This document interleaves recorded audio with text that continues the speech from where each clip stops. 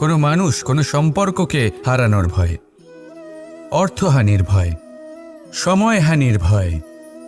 এবার বিষয়টা হলো,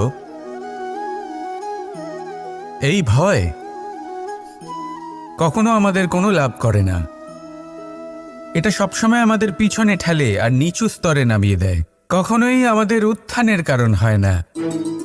তাই জীবনে যদি কোনো ভয়ের কারণ থাকতেই হয়, তা শুধুই এটা যে মানুষের কথা ভাবতে ভাবতে, সম্পর্কগুলিকে হারানোর ভয়, মানুষকে হারানোর ভয়, সবার মন রাখতে রাখতে আপনি যেন নিজেকে, নিজের ভাবনা চিন্তাকে না হারিয়ে ফেলেন।